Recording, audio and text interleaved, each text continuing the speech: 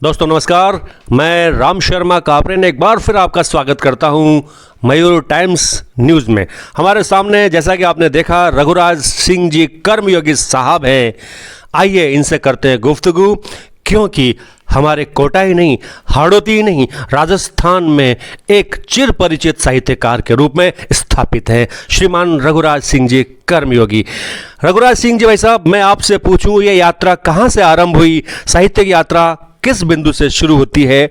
निश्चित रूप से आपने रेलवे में बहुत सारी पुस्तकें लिख रखी है, लेकिन जिसको हम कहें शुद्ध साहित्य, वो कहाँ से शुरुआत होती है? मेरा शुद्ध साहित्य निकला है जब पाकिस्तान ने कारगिल में और अटैक कर दिया था, और पाकिस्तानी सैनिक जो ऊंची चोटियों पर बैठे हुए थे और हमारे सैनिक नीचे थे। तब वायुसेना की मदद से ऑपरेशन विजय चलाया गया भारत सरकार के द्वारा, और उस ऑपरेशन में हमारे सैनिकों ने पाकिस्तानी सैनिकों को मार भगाया। उस पूरे घटनाक्रम को देखते हुए मेरे दिमाग में एक बात थी कि क्यों न इन हमारे जो सैनिक शहीद हुए हैं उनकी जीवनियों को जनता के सामने लाया जाए, जिससे हमारी अगली पीढ़ियां इंस्पायर हो सकें, प्रेरणा लें और प्रेरणा लेकर के राष्ट्र रक्षा में अपना योगदान दे सकें। तो क्या किया आपने साहित्य में? यहाँ से कुछ लिखना शुरू किया? हाँ, इसके लिए मैंने ये किया कि एक जीप किराए पे ली, और जीप किराए पे लेकर के मैं झुंझुनू, सीकर और चूरू, इन 3 जिलों में गया। इन 3 जिलों के सैनिक राष्ट्रीय राइफल में मतलब तैनात थे, और वो राष्ट्रीय राइफल के सबसे अधिक सैनिक इन 3 जिलों के ही थे, इसलिए वहाँ के ही अधिक सैनिक और हताहत हुए। इसलिए मैंने जीप ली और किराए पे जीप लेकर के एक एक शहीद के घर पे गया और वहाँ से उनकी डिटेल ली, और डिटेल लेने के बाद में जीवनियाँ लिखी, और लिख करके देखिए मेरे अंदर कितना ज़बरदस्त जज्बा था कि मैंने पीएफ से अपना पैसा निकाला, और पीएफ से पैसा निकाल करके और वो किताब छपाई, और जनता के सामने मैं उस किताब को लाया। बिल्कुल, निश्चित रूप से राष्ट्र की रक्षा में तैनात नियुक्त जो सैनिक है उनके बारे में हर आदमी जानना, समझना और उनके शौर्य को पहचानना चाहता है। अगली पुस्तक के रूप में क्या रहा? अगली पुस्तक के रूप में आपने किस मोड़ से साहित्य में कदम रखा?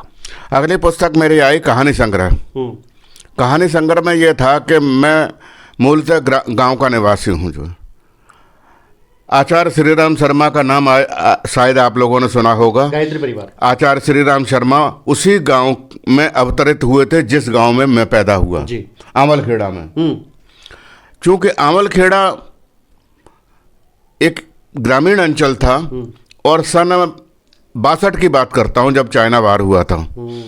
तो उन दिनों जो है मेरे गांव में ये था कि हमारे गांव की जो मेहतरों की महिलाएं हैं वो उनके अपना एक कोई कुआं नहीं था, और कुआं न होने की वजह से वो जो दूसरे जातियों के कुएं थे उन पर मटकी लेकर के जाती थी, और वो एक एक मटकी पानी भरवा के और उसे घर लाती थी। सुबह जो भरवाती थी उसे शाम तक पीता था पूरा परिवार, रात को भरवाने जाते थे, उसे रात में यूज़ करते थे सवेरे तक। तो इसका मतलब ये है कि इसी सामाजिक समरसता के तहत ही आपने पुस्तक लिखी है। पुस्तक का नाम क्या रहा? मटकी भर पानी। क्या बात है। और उस मटकी भर पानी को राजस्थान सरकार ने और हमारे प्रभुलाल सैनी जी जो कि एग्रीकल्चर मिनिस्टर थे वसुंधरा जी के टाइम में, उन्होंने मुझे सिल्वर मेडल से सम्मानित किया था। बहुत बढ़िया, बहुत बढ़िया। तो ये यात्रा अनवरत चलती रही, और इस यात्रा का वर्तमान में किस प्रकार से आप अपने साहित्य क्षमताओं का कर रहे हैं उपयोग? वर्तमान में क्या चल रहा है आपके पास? वर्तमान में मैंने एक बहुत बड़ा काम किया है जी। बहुत बड़ा काम यह है कि हमारे केंद्रीय गृह मंत्री अमित शाह जी ने अहमदाबाद में एक भाषण दिया था, और उस भाषण के दरमियान ये कहा था कि देखिए हमारा मेडिकल का क्षेत्र है, इंजीनियरिंग का, कानून है, और ये बायोलॉजी वगैरह ये जो भी मतलब क्षेत्र है, मैथ अंकगणित है, इस क्षेत्र में अंग्रेजी में साहित्य अधिक मिलता है। हमारे देश के लेखकों को चाहिए कि उस अंग्रेजी के वर्चस्व को तोड़ें। उनकी आज्ञा को मानते हुए मैंने रेलवे इंजीनियरिंग पे 6 किताबें लिखी हैं। नंबर 2, मैंने बाल साहित्य लिखा है जो है। बाल साहित्य में मेरी 4 किताबें हो गई। जिस समय राजस्थान सरकार ने पंडित जवाहरलाल नेहरू बाल साहित्य अकादमी खोली थी, पहली बार खोली गई सन 1923 में, और पहली बार मैंने अपनी किताब सबमिट करी, दादी घर चलो।